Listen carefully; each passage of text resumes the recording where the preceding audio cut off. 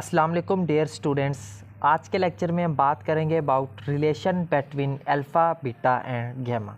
सबसे पहली बात यहाँ पे अल्फ़ा बीटा और गैमा क्या हैं, ये हमारे पास वही एम्प्लीफिकेशन फैक्टर्स हैं for common base configuration, common emitter configuration and for common collector configuration. ठीक है, इसमें जो अल्फ़ा था ये क्या था, हमारे पास कॉमन बेस कन्फिग्रेशन थी, जबकि बीटा क्या था, फैक्टर था, जो बीटा था वो क्या था, कॉमन एमिटर एम्प्लीफिकेशन फैक्टर था, जबकि जो गैमा था ये क्या था, कॉमन कलेक्टर कन्फिग्रेशन के लिए जो एम्प्लीफिकेशन फैक्टर था वो था। ठीक है, उसको हमने गैमा से डोनेट किया था लास्ट 3 लेक्चर्स में। ठीक है, तो आज इन तीनों के दरमियान क्या रिलेशन होता है उस चीज़ को हम डिस्कस करेंगे। तो सबसे पहले इसके इंट्रोडक्शन से स्टार्ट करते हैं।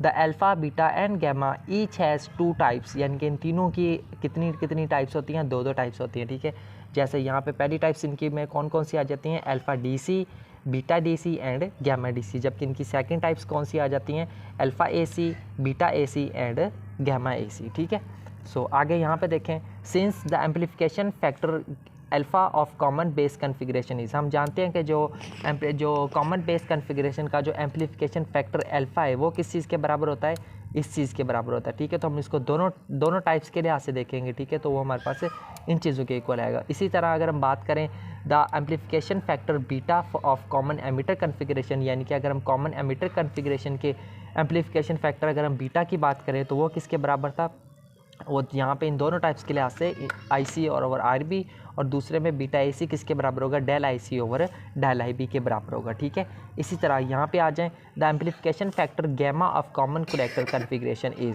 यानी कि कॉमन कलेक्टर कन्फिग्रेशन का जो एम्प्लीफिकेशन फैक्टर गैमा है वो किस चीज़ के बराबर होता है, हमारे पास इस चीज़ के बराबर होता है, यानी कि गैमा डीसी बराबर होता है आई ओवर आई बी, जबकि गैमा एसी है वो हमारे पास बराबर होता है del I over del I B के बराबर होता है। ठीक है, तो ये 3 आप लोगों ने इनको लिखना है, फिर उसके बाद हम जो है वो 1 बाय 1 करके इनके दरमियान रिलेशन फाइंड करते हैं। तो सबसे पहले रिलेशन फाइंड करेंगे हम, relation between beta and gamma. ठीक है, सो हम जानते हैं कि आई बराबर होता है आई बी प्लस आई सी के बराबर होता है। ठीक है, by dividing both sides with I B, दोनों साइड्स को हम आई बी से अगर हम डिवाइड करें तो हम इक्वेशन क्या बनेगी, इस ये वाली फॉर्म बनेगी इक्वेशन की। ठीक है, so from 2 and 3, equation number 2 और 3 से देखिए हमारे पास वहाँ पे आई बी और ये जो हमारे पास जो ये जो सबसे पहली बात जो आई ई ओवर आई बी है ये किस चीज़ के बराबर है, हमारे पास गैमा के बराबर है, और जबकि जो हमारे पास आई सी ओवर आई बी है ये किसके बराबर है, बीटा के बराबर है। ठीक है, और यहाँ पे ये दोनों फैक्टर आपस में कैंसिल आउट होकर क्या हो जाएंगे, 1 फ्रॉम 2 एंड 2 3 है। ठीक है, 2 और 3 में इसकी वैल्यूज़ पड़ी हुई हैं। ठीक है,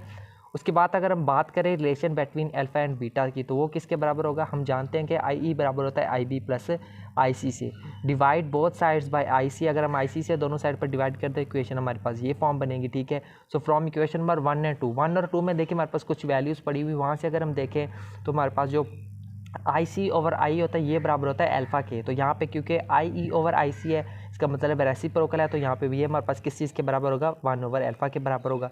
इसी तरह से ठीक है, यहाँ पे हमारे पास जो आई सी और I R over I R पर ये किसके बराबर, बीटा के बराबर होता है, तो यहाँ पे क्योंकि उसका भी रेसिप्रोकल है तो ये भी किसके बराबर होगा, 1 ओवर बीटा के बराबर होगा। इसी तरह आई सी से आई सी कैंसिल आउट हो जाएगा तो हमारे पास आ जाएगा 1। यहाँ पे इसको हम एलसीएम लेकर सॉल्व करेंगे तो हमारे पास बीटा की वैल्यू क्या आएगी, ये वाली, इसको हम कह देते हैं इक्वेशन नंबर 5। उसके बाद अगर हम रिलेशन की बात करें बिटवीन अल्फ़ा एंड बीटा तो वो किसके बराबर होगा, सबसे पहली बात आई हमें पता है बराबर होता है आई बी प्लस आई सी के बराबर होता है, डिवाइड बोथ साइड्स बाय आई ई से अगर हम डिवाइड करें तो हमारे पास ये वाली फॉर्म बनेगी इक्वेशन की।